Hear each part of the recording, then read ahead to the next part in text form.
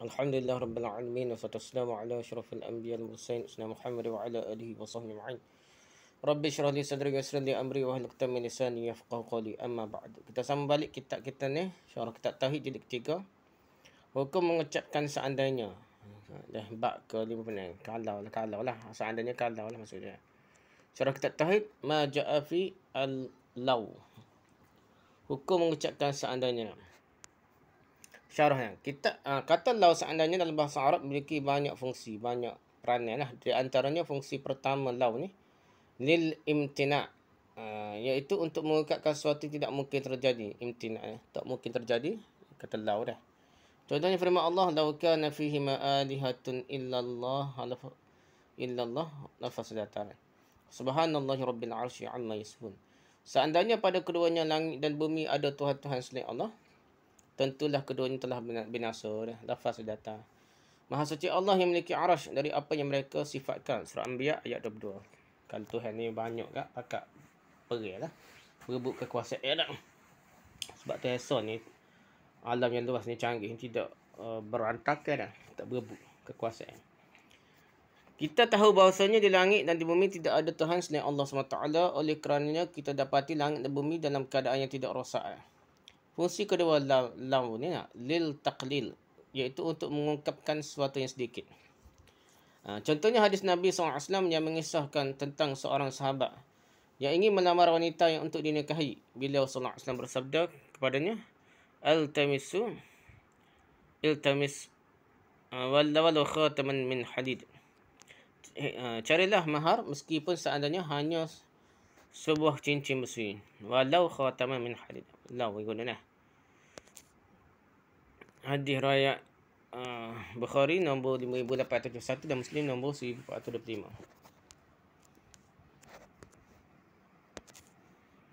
Okey. Fungsi ketiga ni law ni lil khas, iaitu untuk mengungkapkan anjuran atau bukan lil khas, lil haddi untuk mengungkapkan anjuran atau motivasi.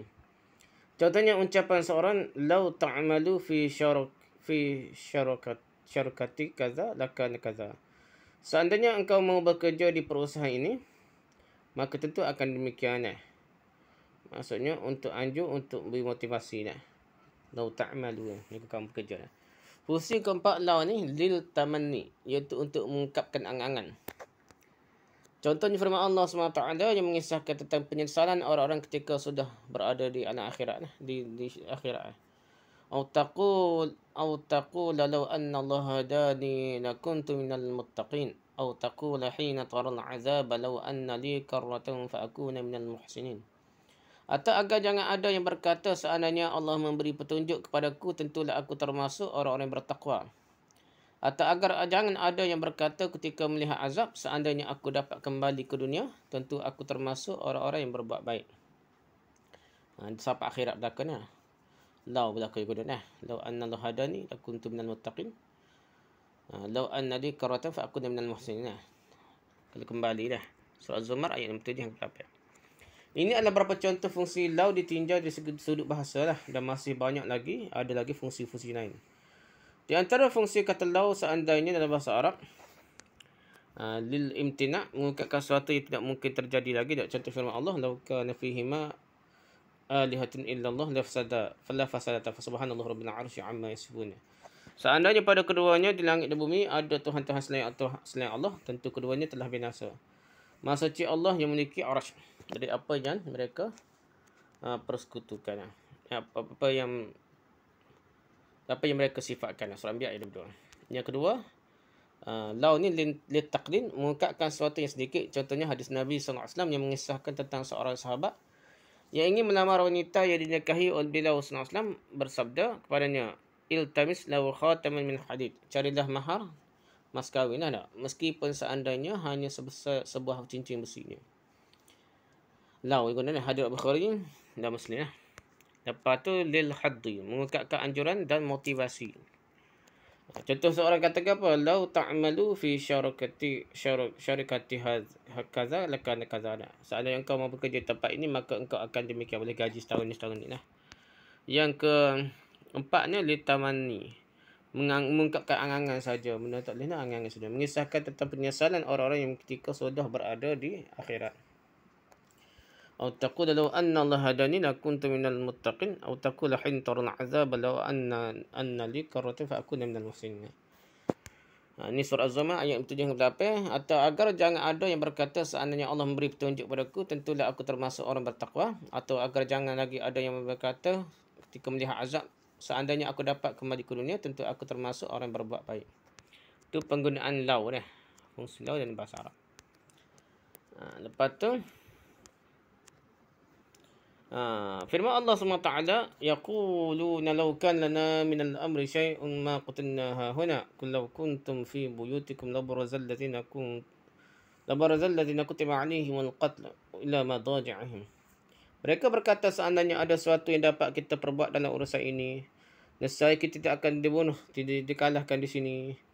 Katakanlah Muhammad, meskipun kamu berada dalam rumah kamu, nescaya orang yang telah ditetapkan akan kematian terbunuh, iaitu keluar juga ke tempat mereka terbunuh. Surah Imran ayat 104. Kita ni tetap dah mati mana-mana pun tetap dah.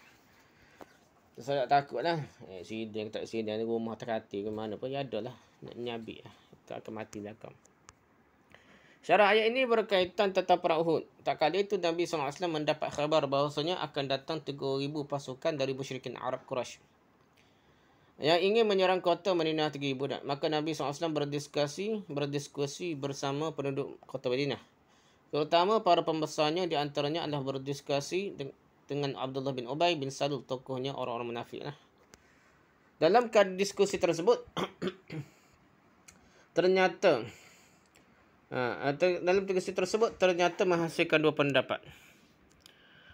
Pendapat kalangan senior mengatakan bahawa dalam perang Uhud ini sebaiknya pasukan muslimin tidak perlu keluar ke Uhud. Sebaiknya mereka menunggu saja dalam kota Madinah, kerana dengan menunggu akan memudahkan kaum muslimin menyerang mereka. Hal ini sangat menguntungkan bagi mereka kerana mereka menguasai medan pertempuran dan memudahkan mereka kerana mereka lebih tahu tentang lorong-lorong kota Madinah. Selain itu, anak-anak dan para wanita boleh ikut berperang melempar dan memanah musuh-musuh yang ada di bawah. Ini adalah pendapat para senior lah. Tua-tua dah. Di antaranya pendapat Rasulullah SAW sendiri, pendapat Abu Bakar, Umar dan pendapatnya Abdullah bin Ubay bin Salul, tokoh orang munafik. Pendapat kedua. Orang muda. Ada pendapat anak muda, mereka mengatakan bahawa dahulu sewaktu masih musyrik, mereka bukanlah jaguh kandang.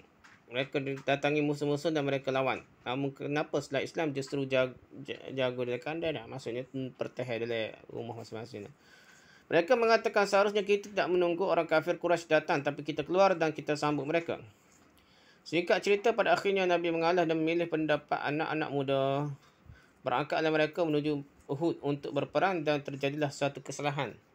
Sehingga terjadilah apa yang terjadi berakibat banyaknya pasukan kaum muslimin yang meninggal dunia. Sekitar 72 orang mati syahid tak kali itu. 72 orang mati syahid. Lihat Tarikh At-Tabari juzuk kedua muka surat 2. Saat itulah orang munafik atau orang yang terpengaruh dengan mereka mengatakan, "Law kana lana minal amri syai'un ma qutilna huna." Seandainya ada sesuatu yang dapat kita perbuat dalam urusan ini, nescaya kita tidak akan dibunuh, dikalahkan di sini. Syekh Abdul Rahman Nasir As-Sa'di dalam tafsir ayat ini beliau mengatakan bahawa ini adalah bentuk protes mereka terhadap takdir Allah. Masalah utama ia protes terhadap takdir Allah. Kerana Allah sudah mentakdirkan mereka untuk mati sebagai syahid, sebagai syuhada. Beliau juga mengatakan bahawa yang demikian itu merupakan bentuk tasfih, iaitu menganggap safih lah. Tasfih ni menganggap bodoh pendapat Rasulullah dan merupakan bentuk ujub dari mereka. Seakan-akan mereka mengatakan seandainya kita yang mengatur strategi, nescaya kita tidak akan kalah. Soalan gitu lah. Lihat tafsir Sa'di halaman 153. Firman Allah SWT, alladzina qalu li ikhwanihim wa qa'adu law ata'una ma qutiluh qul fadra'u an anfusikum al-mauta in kuntum shadiqin. Orang-orang yang mengatakan kepada saudara-saudaranya dan mereka takut pergi berperang, seandainya mereka mengikuti kita, tentulah mereka sudah terbunuh. Katakanlah, tolaklah kematian itu dari dirimu jika kamu orang yang benar. Surah Al-Imran ayat 108. Sampai masa mati, tak perih pun mati. Betul dah dia sampai masa umur kita dah telah ditetapkan oleh Allah. Kalau tak usah mati, kan?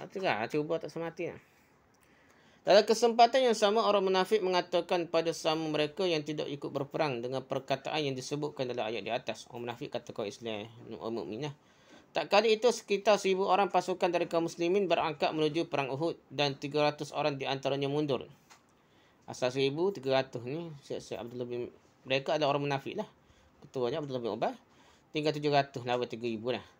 Ternyata banyak dari kaum muslimin yang gugur dalam medan pertempuran tersebut sehingga orang munafik berkata kepada mereka, "Lau ata'una ma qutilu."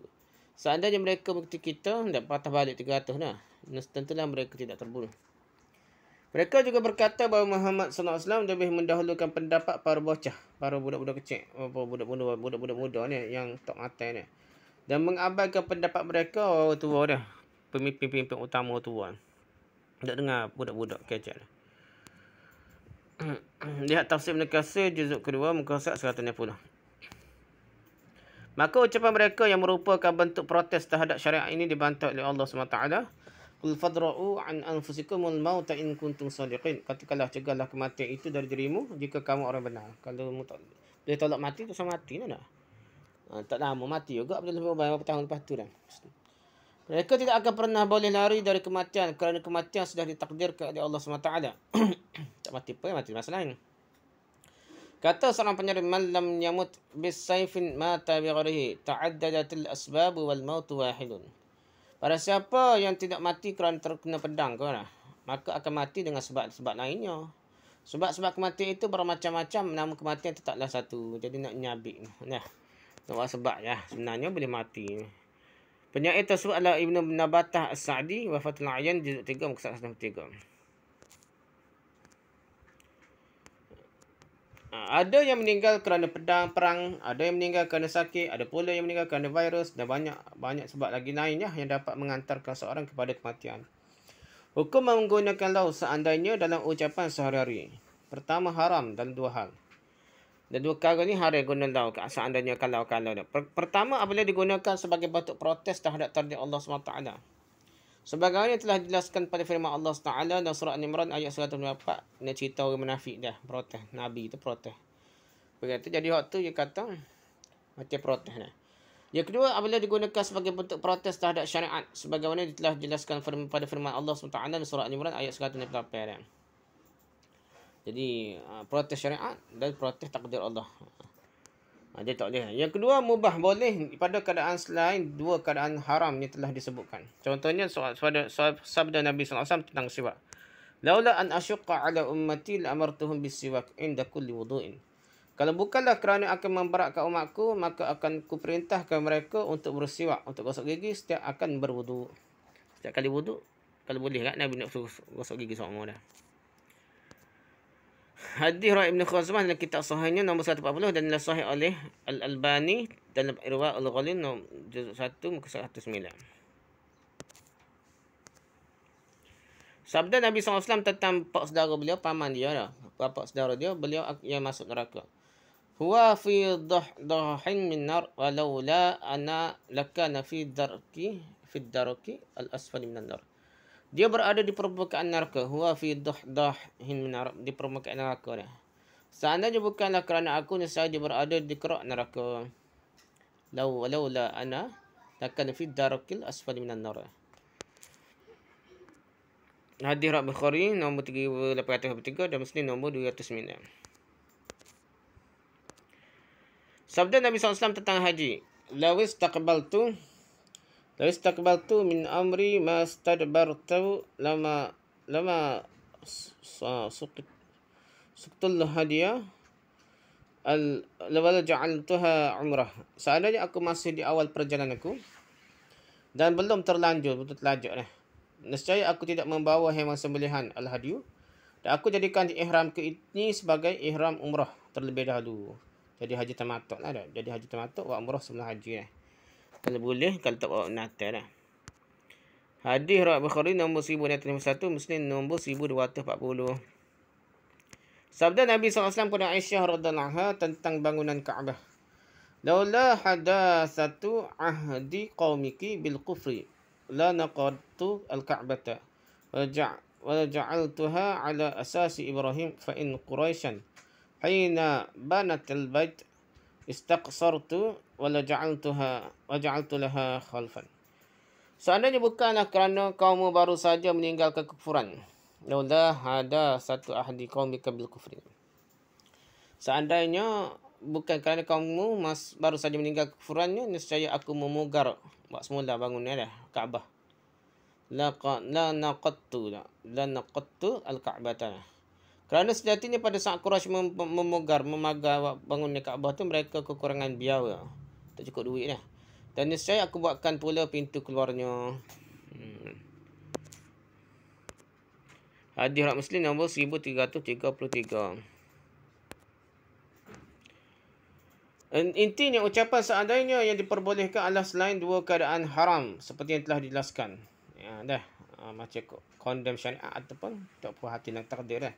Adapun ucapan seandainya yang berkaitan tentang rencana di masa hadapan dan bukan untuk protes terhadap takdir Allah, maka diperbolehkan. Seperti ucapan seandainya bila bertujuan untuk memberikan motivasi, semisalnya seandainya perkara gaib tetapi berbicara sunnatullah, bahawa orang yang biasanya kerja di sana bila sekolah di sana biasanya begini dan begini, laka lau gitu, jika tidak semua perkataan seandainya dihukumi haram. Jadi tidak semua kalau dihukum haram. Hukum kesimpulan yang buat dalam bentuk table lah. Hukum mengutarakan lau seandainya dalam ucapan sehari, ada yang mubah yang boleh, ada yang haram. Haram pada dua keadaan apabila digunakan sebagai bentuk protes terhadap takdir Allah. Surah Imran ayat 104. Yang kedua, haramnya apabila digunakan sebagai bentuk protes terhadap syariat Allah. Surah Al-Imran ayat 108 itu haram. Yang mubah, contohnya, laula an asyqa ala ummati la'amartahum bisiwak inda kulli wudu'in.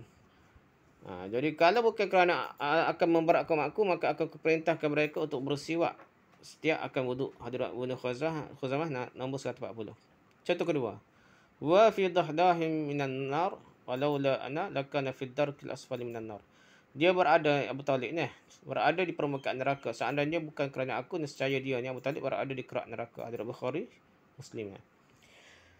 Contoh kita ni, seandainya aku masih di awal perjalananku dan belum terlanjur, nescaya aku tidak membawa hewan sembelihan al-hadiyu, dan aku jadikan ihramku ini sebagai ihram umrah terlebih dahulu sehingga menjadi haji tamattu'. Hadis Bukhari, hadis Muslim. Contoh keempatnya, seandainya bukan kerana kaummu baru saja meninggalkan kekufurannya, nescaya aku membina bangunnya lah Kaabah semula, dan aku kembalikan sesuai keadaannya tiang pondasinya, dasar dia yang dibuat oleh Nabi Ibrahim. Kerana sejatinya pada saat Quraisy membina Kaabah tu dah, mereka berkekurangan biaya dan nescaya aku buatkan pula pintu keluarnya. Hadis Muslim. Sabda Nabi sallallahu alaihi wasallam, al-mu'minu al-qawiyyu khairun wa ahabbu ila Allah minal mu'min ad-dha'if wa fi kulli khairin khairun ihris ala ma yanfa'uka wasta'in billahi wa la ta'jas. In asabaka syai'un fala taqul law anni fa'altu kana kaza wa kaza, walakin qul qadarallah ma syaa fa'ala wa illau taftahu amal syaitan. Orang mukmin yang tangguh lebih baik orang yang kuat lah. Yang kuat lebih baik daripada yang lebih baik dan lebih dicintai oleh Allah dibandingkan mukmin yang lemah. Dan pada kedua-duanya terdapat kebaikan belaka. Upayakanlah segala yang bermanfaat bagi dirimu dengan tetap meminta pertolongan dari Allah juga, dan janganlah pernah merasa lemah lembek dan tak berdaya. Dan bila engkau ditimpa sesuatu, maka jangan pernah berkata seandainya aku berbuat demikian, nescaya kejadiannya akan demikian dan demikian. Namun ucapkanlah ini adalah takdir Allah, dan apa pun yang Allah kendaki pastilah terjadi. Kerana sejatinya ucapan seandainya hanyalah membuka pintu godaan syaitan. Hadrat Muslim nombor 2604. Berdasarkan hadis ini, kita akan tahu bahawa keadaan manusia dalam beramal dan bekerja terbahagi menjadi 3 keadaan. Pertama, keadaan sebelum beramal. Syariat memerintahkan seorang sebelum beramal agar bersemangat dalam meraih manfaat, baik bermanfaat yang sifatnya ukhrawi atau duniawi. Adapun syaitan memotivasi manusia untuk bermalas-malasan, tidak berikhtiar dan membuang-buang waktu dan kesempatan. Kedua, keadaan ketika beramal.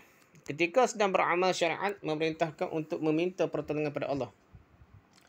Iaitu dengan bertawakal padanya dan berikhtiar. Adapun syaitan dia menyuruh agar kita perhatian fokus kepada usaha dan melupakan Allah. Ingat ke usaha kita sendiri, ingat dari bantuan Allah. Menjadikan kita hanya fokus pada material, benda-benda zahir dan lupa untuk berdoa kepada Allah, memohon pertolongan Allah. Menjadikan kita berfikir seakan-akan keberhasilan di tangan kita sendiri, padahal semuanya adalah dari Allah belaka. Yang ketiga, keadaan setelah beramal. Ketika selesai beramal, terdapat dua kemungkinan. Apakah berhasil sesuai dengan keinginan ataupun tidak berhasil. Jika berhasil, maka syariat memerintahkan untuk bersyukur pada Allah dan menyandarkan keberhasilan kepada Allah. Agar kepada Allah tidak menyandarkan keberhasilan pada Allah dan tidak wujudlah, tidak bangsa bangga diri.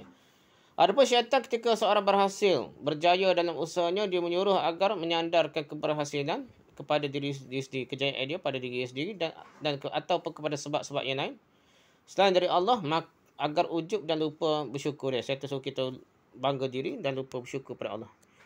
Jika orang tersebut tidak berhasil, tidak berjaya dalam usahanya, dalam kerja buat dia, maka syariat memerintahkan seseorang untuk mengucapkan qadarullah wa ma syaa fa'ala. Allah telah mentakdirkan ini semua, maka hendaknya berhusnuzan kepada Allah, bersangka baik pada Allah. Di antara cara berhusnuzan, bersangka baik dalam keadaan ini adalah dengan mengingatkan betapa banyak orang yang diberi keberhasilan, kejayaan. Lupa diri betapa banyak orang diberi keberhasilan, kejayaan dalam bisnes atau apa, lantas berasa ujub. Betapa banyak orang diberi keberhasilan dan kenikmatan justru mengantarkan mereka kepada neraka jahanam. Betapa banyak orang diberi musibah, kemudian dia ingat pada Allah. Dia kembali kepada Allah, kemudian muhasabah diri sendiri untuk memperbaiki diri dia. Adapun syaitan mengajarinya untuk mengucapkan seandainya agar dia bertambah-tambah sedih. Kemudian su'uzan, bersangka buruk kepada Allah. Protes kepada takdir Allah dan agar hatinya terikat pada sebab dan bukan lagi pada Allah SWT. Jadi kesimpulan bab ini penjelasan tentang ayat dalam surah Al-Imran. Larangan mengucapkan kata andai kata atau seandainya apabila mendapat suatu musibah atau kegagalan. Yang ketiga, alasannya kerana kata tersebut seandainya andai kata akan membuka pintu perbuatan syaitan. Yang keempat, petunjuk Rasulullah SAW ketika menjumpai suatu kegagalan atau mendapat suatu musibah supaya mengucapkan ucapan yang baik sahaja dan bersabar serta mengimani bahawa apa yang terjadi adalah takdir Allah jua. Yang kelima, perintah untuk bersungguh-sungguh dalam mencari segala yang bermanfaat untuk dunia dan akhirat dan dengan sentiasa memohon pertolongan Allah. Yang keenam, larangan bersikap sebaliknya, iaitu bersikap lemah, tak bersemangat, lembek. Itu dilarangnya. Wallahu a'lam. Subhanakallahumma wa bihamdika, subhanaka wa bihamdika, asyhadu an la ilaha illa anta, astaghfiruka wa atubu ilaik. Assalamualaikum warahmatullahi wabarakatuh.